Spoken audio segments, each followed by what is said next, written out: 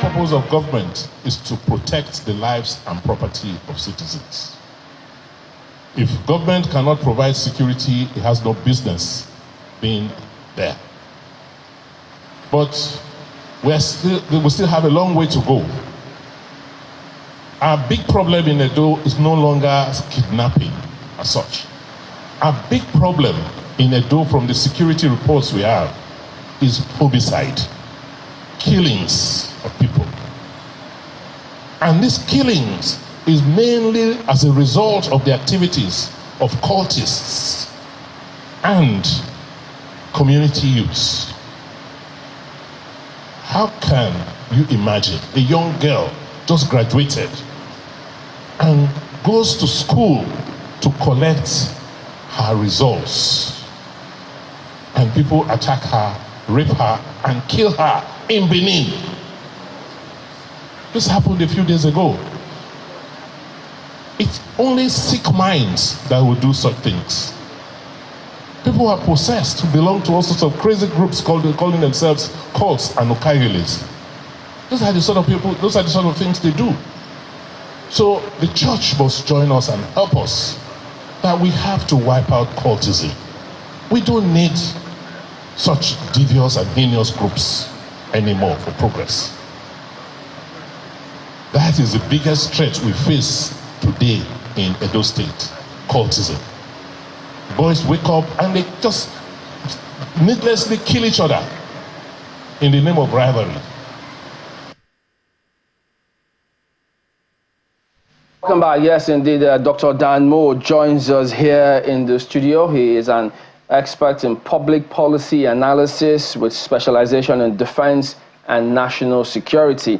He is currently the Executive Chairman, Center for Poverty Eradication, Development and Equal Opportunity here in Abuja. But he has served 3 terms as Special Advisor, National Security Affairs to the National Security Advisor in the presidency under 3 consecutive governments. That's 3 consecutive presidents. Yes. That's back to back. Yes. They kept on reappointing you. Correct. Does it mean you were so good they kept you thrice? I suppose so. If I was not useful, they won't reappoint me with it.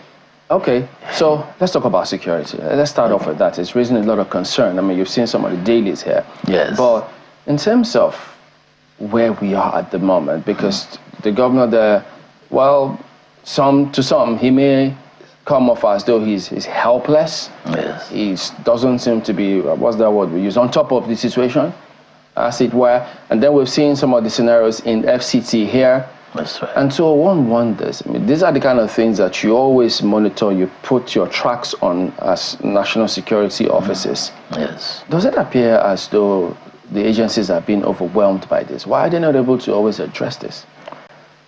You know, the situation got worse under the last government, under Muhammadu Buhari. And since this government came, aside from changing the leadership, they've not really done anything significant that will impact on this.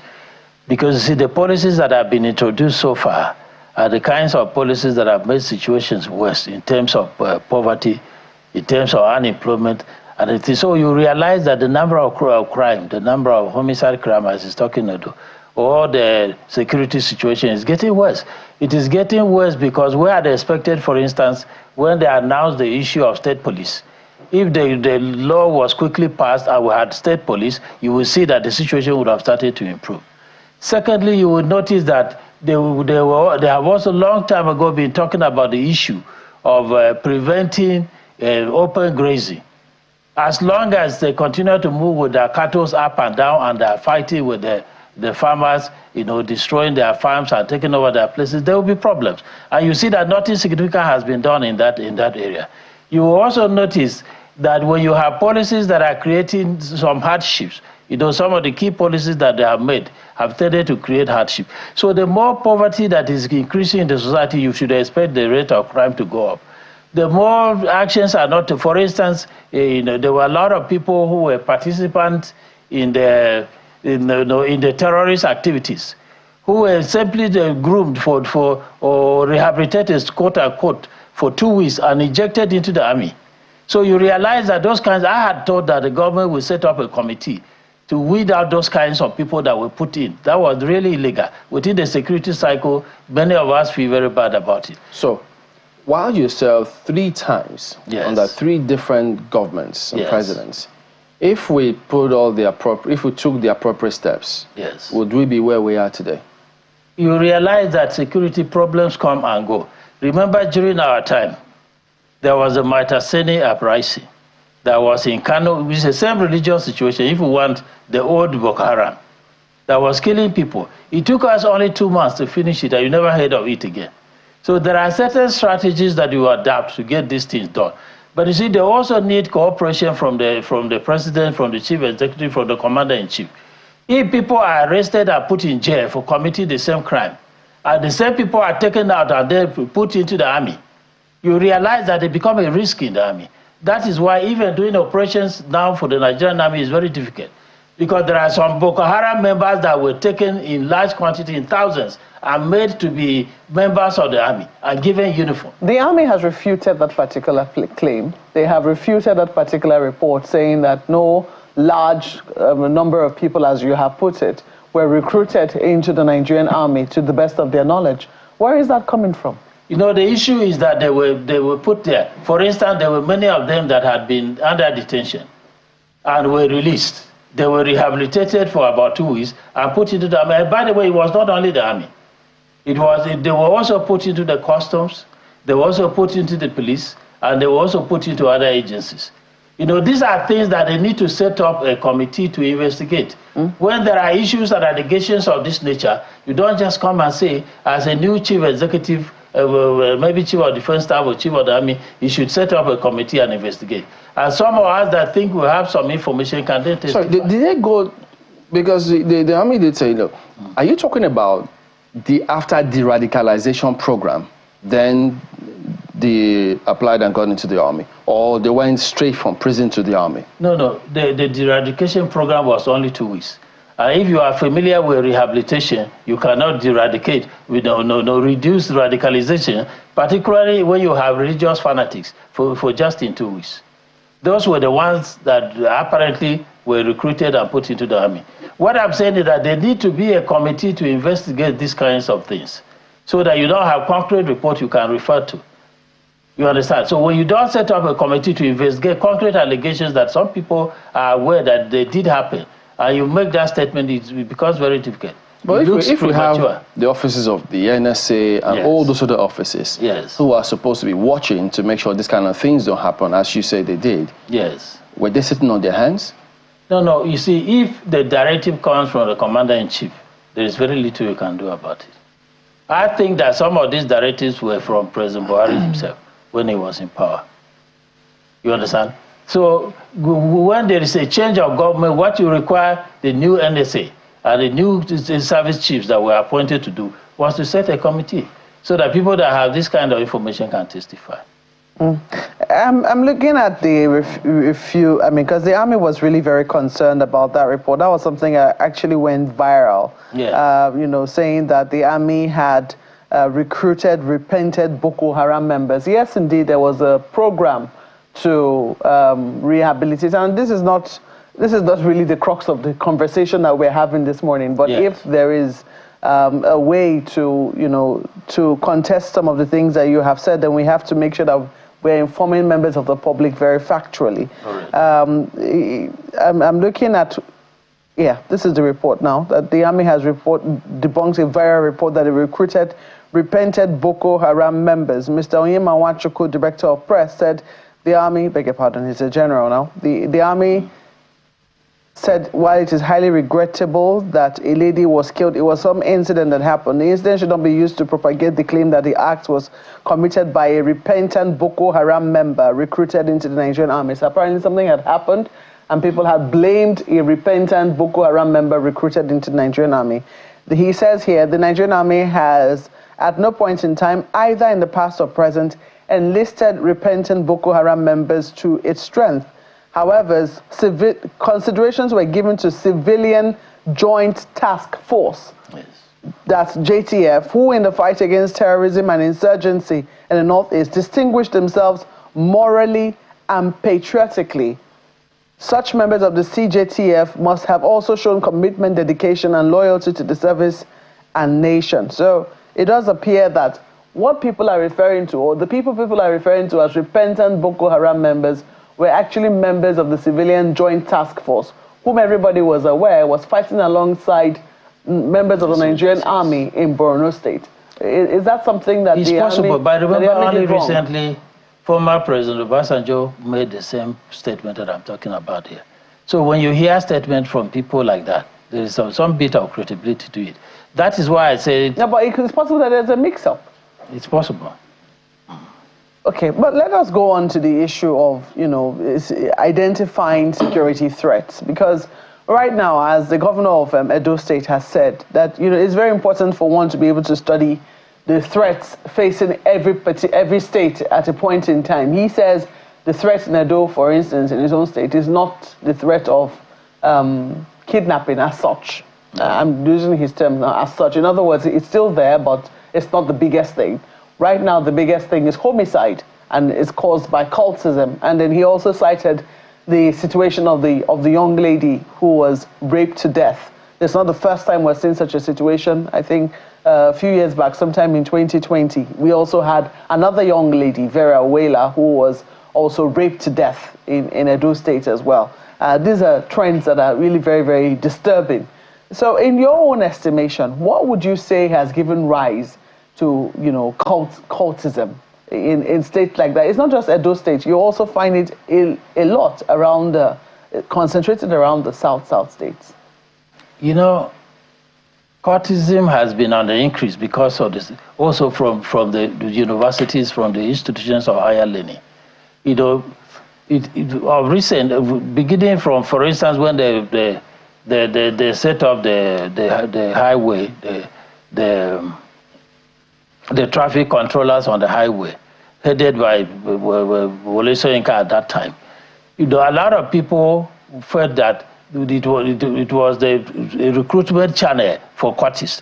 And you realize that because you have a lot of problems that people are suffering, there is a tendency, when the economic situation is very bad, when the students are having difficulty in feeding themselves, when they cannot get money to take care of themselves on the campus, these kind of things are bound to come up. The reason is because they have to find where to belong, to be able to do some criminal activities even, to be able to make a living. So you see that when the economic situation in the country is very bad, when unemployment is going up, and anxieties that people have graduated for a long time, they cannot get jobs.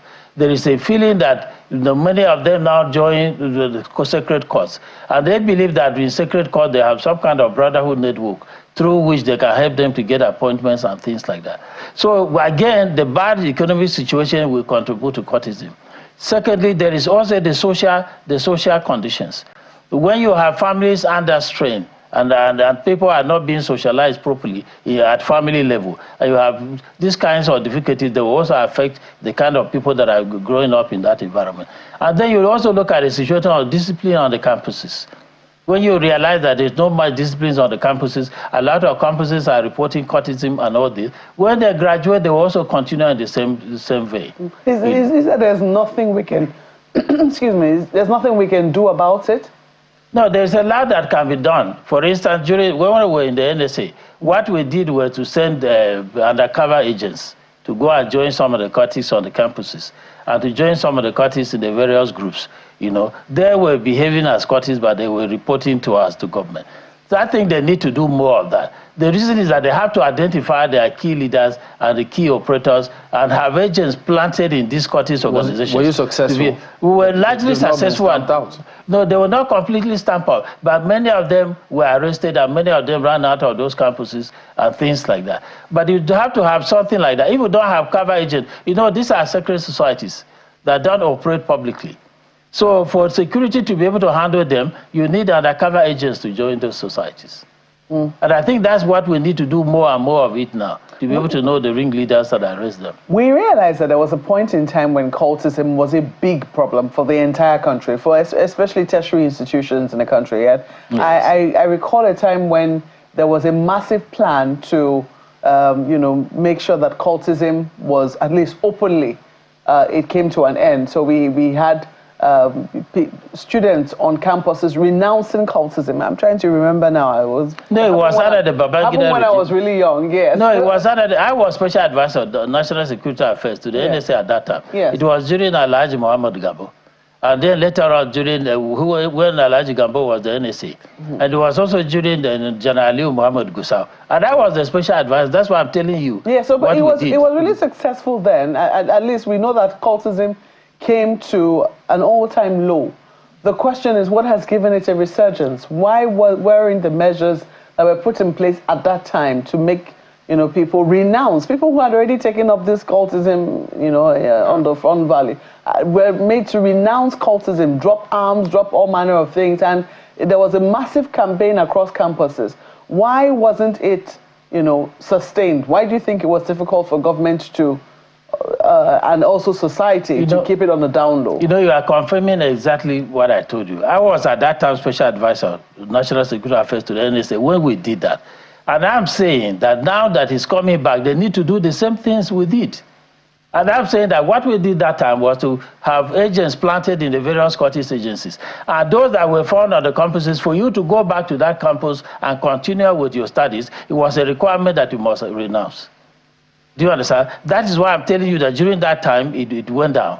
But they have to do the same thing. I think that is the most effective way. Are you not in touch with them? Are they not doing it? Did you check with them if they've dropped those measures? And why would they drop them if they Well, if you see situations go like, once, again, I left the office of the NSA, and, almost, 12, 15 years ago. So it's very difficult to know exactly what is happening. But I'm saying that there are normal strategies that when they are happening like this, the NSA normally gives instructions to the operational security agencies, the SSS and all that, to do that. So if cultism is going up, they need to do more of that. That's the point I'm trying to make. I'm saying that when we were there, we did it like that and it worked. And they have to do the similar thing. It's the same thing I told you when the Matasene crisis started during our time. We handled it. But when problems come up, you address them. And I think that one of the easiest ways to address the issue of cultism, because of the secrecy involved, is planting agents of government or security agencies there. When they report on them, those that want to see continue their studies, they will renounce it. And the key leaders will be arrested. Or they will run out of the campuses. Let me take you up on this issue which you have just raised, which is the issue of the herdsmen and, the herdsmen crisis. We've seen in recent times the National Assembly try to intervene at the highest levels on this matter. And it does appear that there is some resistance, around. Only recently also, we also heard, and this is something that Chief Audu Ogbe has been speaking about a lot, consistently, talking about this ECOWAS protocol that was agreed that enables not just human beings move freely, but also their animals. They can move in with their animals into Nigeria without any problems. Why do you think that Nigeria has found it very difficult to readdress that particular treaty, which seems to be giving it a lot of problems? Well, let me begin with the Senate. The Senate attempted the bill that was moved to try to set up. You see, the bill that was proposed by Senator Titus Zam is what has caused so much problems, because the bill doesn't quite address the issue of the movements, or prevention of open grazing. The bill was only focusing on husbandry and ranches development, which is basically an agricultural thing. It has nothing to do with the issue. But to talk about the transhumans, the provision of ECOWAS, now you will realize that the transhumans provision also has provisions guiding how it should be executed. You cannot say that because a country allows free movement, then you will move with arms, or you will move and cause problems. So the people, when you come in and cause problems, you are supposed to be arrested, and you are supposed to be dealt with. And the problems are getting more and more because there seems to be, for instance, when they take over, when they come into Nigeria, usually when foreigners come into another country, they are very careful. And under the transhuman, even under ECOWAS, there are certain regulations. When you come in, they have to be properly documented. And then there are certain areas, you don't move into the rural communities on your own and then kill people and take over their places and habitate those places. And the issue is that because a lot of this is happening, And a lot of people that are being affected are moving into IDP camps or moving into the churches or moving into their relatives' houses. And these people are taken over and are settling there. And our government and our security agencies have not done much to uproot them. Because even a few states that were able to set up prevention of open grazing laws, we are able to execute them. Only the federal government has the might at the moment, and the security might and the police might, to be able to implement that kind of law. You realize states like Benue, for instance, that had that kind of law couldn't implement it, because without state police at the state level, you won't be able to implement it. What is really required of government now? I thought that there will be a situation where a deliberate decision will be taken, that some money will be set aside to resettle these people who are in IDP camps. Some of them have been there 10, 15 years, which is really not good. If there is a law that is needed now, it's certainly not the kind that the title example. We will need a law on the resettlement of these people that have been displaced and the establishment of their farms. We had some of the security chiefs at different platforms, and they spoke in terms of what they are actually doing and how they say they're making progress. But yes, in the north central areas, they need to tighten the news a little bit to ensure that they don't spill into other regions. And then some of the governors also say they are doing something about the IDPs, moving the people back to their homes. But you say they're not doing enough or anything. So which specific areas? There are specific IDP camps that you think nothing is being done? In Benue, in Nasarawa and in Plateau, where I have because even in my own village, all of them are moved out. Some are in the churches, and it's been like that for. Some are moved back to their house. No, when they are moved back, because the same people that uprooted them, the terrorist Fulani herdsmen that came and uprooted them, when you don't prevent the open grazing, what is happening is that when they move back, they are forced to come back. Some of them are killed again, and they are forced to rush back. And some of them are forced to rush back to the churches. The reason is that you have to have an recent specific case. Yes. So the authorities can focus on that one. No, in Bokos in Plateau, all those that went back, they were attacked again, and they scattered. And in Logo local government and in Goma local government, the same thing happened. The issue is this: until you have a law that limits their movement, when these people move back to their places, they come back and attack them, and they are forced to run back. That is why I'm saying you will need to have a particular budget for them to reestablish their settlement and establish their farms, and then have to have a law that will prevent at that level. Until the states have police, they cannot do that. So you really need a law now at the National Assembly, act of the National Assembly to be able to do that. Before we bring in my colleague, since you're in charge of poverty reduction of agency or office, what do you think about this call for minimum wage? Is that going to in any way reduce poverty? The minimum wage will reduce poverty, but you see, to address minimum wage, there are a lot of things associated to it. Minimum wage has to be tied to productivity.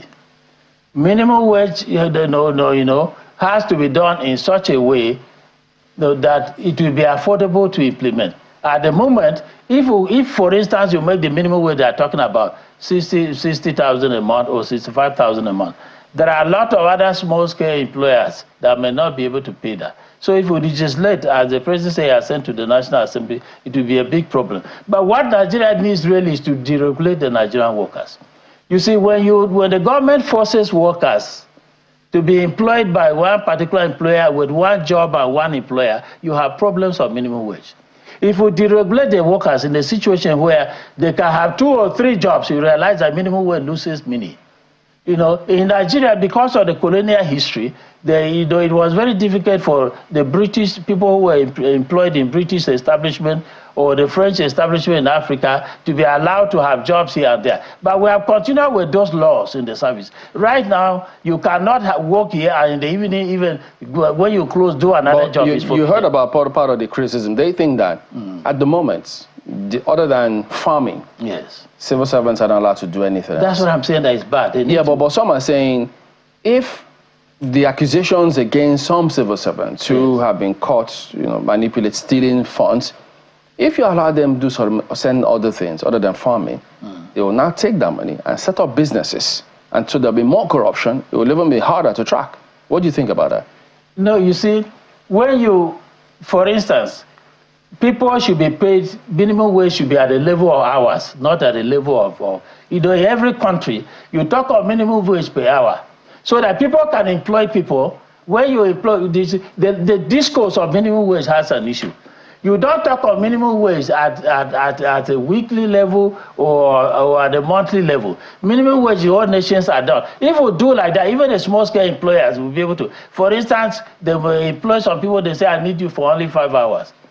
For instance, why do you want to keep a laborer, a cleaner, that comes to the ministry in the morning, before people come, 6 a.m., and by 10, they have finished their work, and yet you keep them there until closing hours? You know, if you pay them for those hours and release them to go to other jobs, that's what I'm talking about, the regulation. When the government forces employers to have only one job, you have no other alternative to make any extra income. You have to maybe sell your services there to people illegally.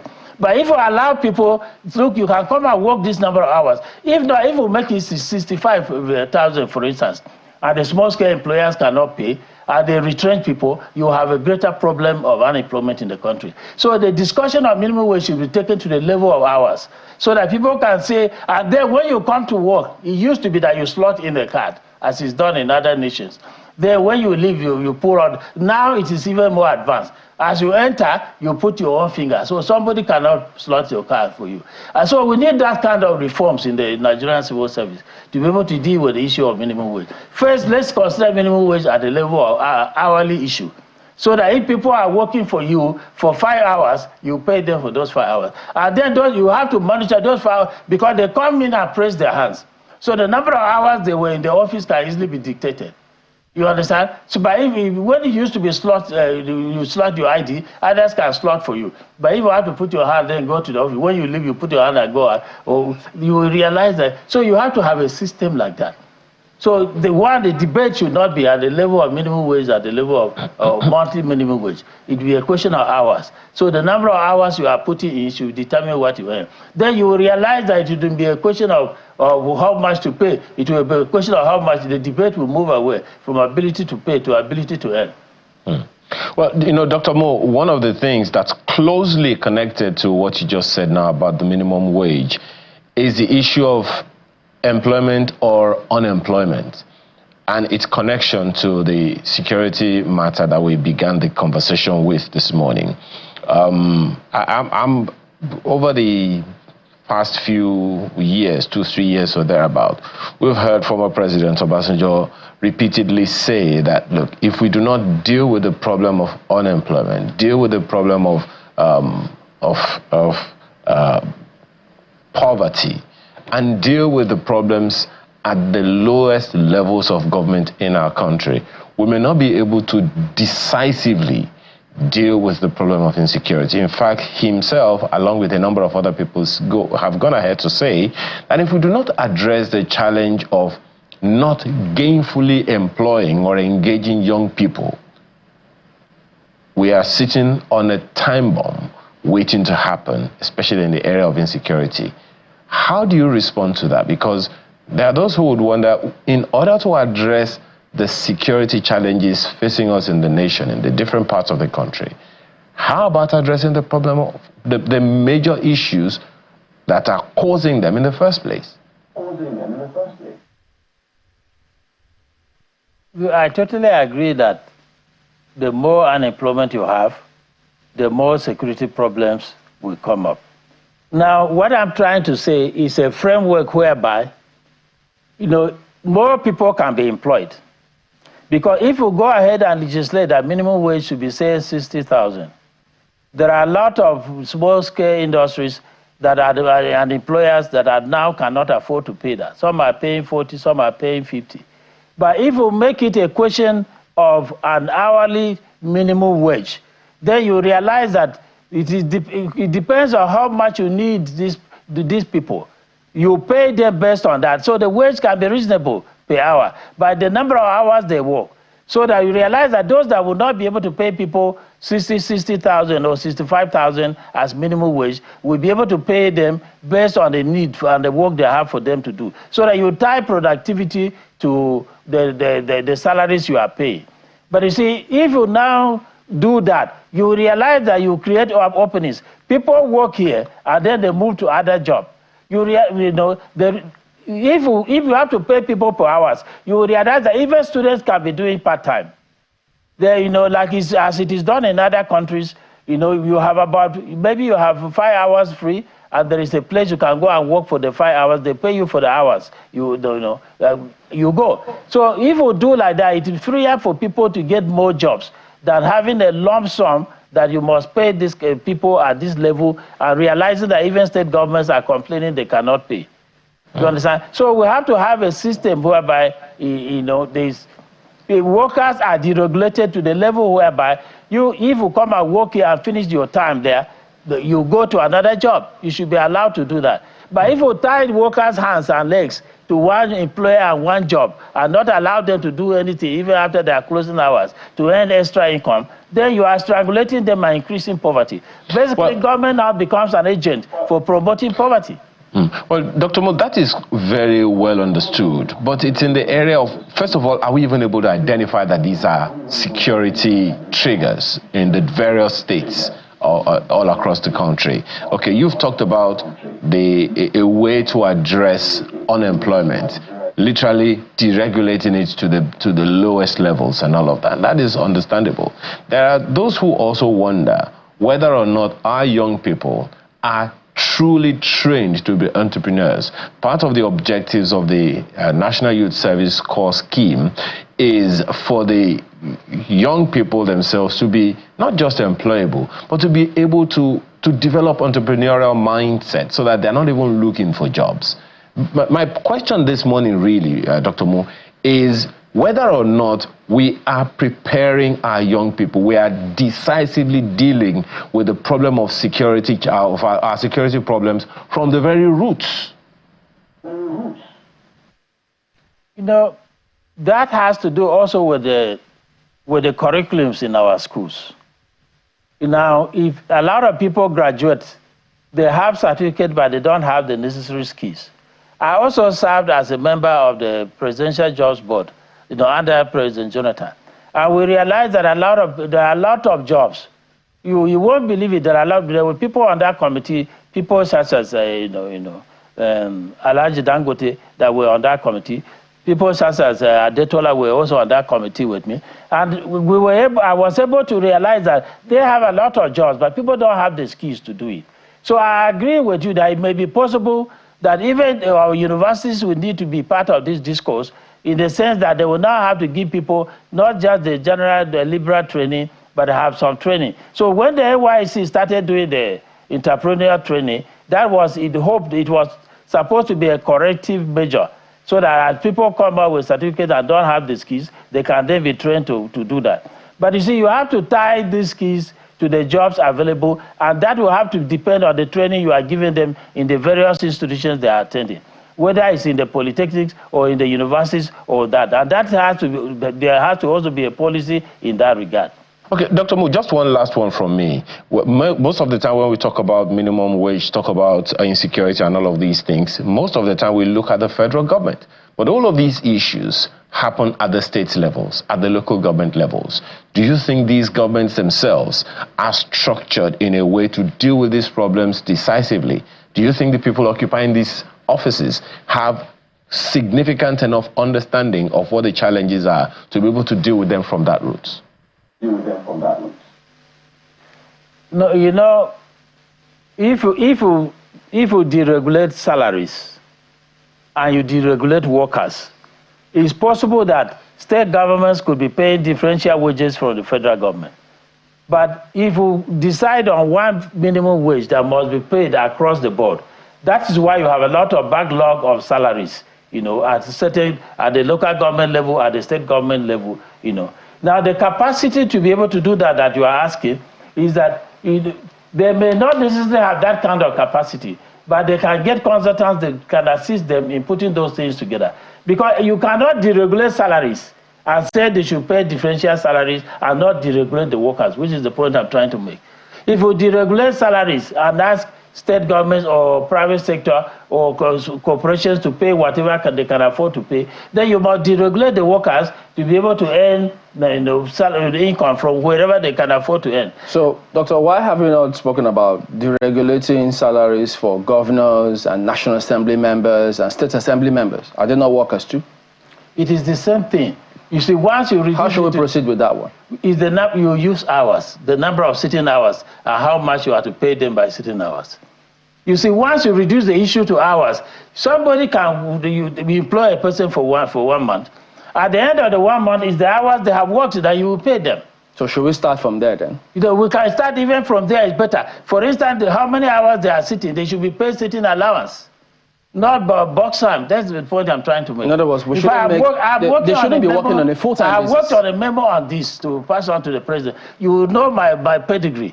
For instance, when there was issue of corruption so much in Obasanjo's government, I was the one that wrote a private memo to Obasanjo that set up the EFCC. You see, you will notice that under Jonathan, when there was security crisis in the Niger Delta, I wrote a private memo to Yaradua, at that time late President Yaradua, that set up the Ministry for Niger Data Affairs and the amnesty program. They were my private memo. Under Buhari here, just yesterday's government, I was the one that wrote a memo, 3 memos, to Buhari, gave to Buhari and to Professor Sibanjo, insisting that they should establish the Ministry for Niger Data, the Ministry for Humanitarian Affairs, poverty rights. And I've done a similar thing on these issues I'm trying to tell you here. How Nigerian workers can be deregulated. And I'm hoping to present it to the president. It's very difficult to be able to explain that. Can you kindly do another memo in terms of how to ensure that the National Assembly governors, let's see how we can pay, maybe not on a full-time basis, so that perhaps it will be a good starting point? Yes, this memo I'm talking includes all of this. For instance, oh, pardon me, I didn't mean to start. I just had but we'll focus on that much later. But what I'm saying is reduce everybody's work to the number of hours they are putting in. Then you can match productivity with salaries. Thank you very much, Dr. Mou. Yes. Well, let's go on Business Morning on Sunrise. Here it comes up now.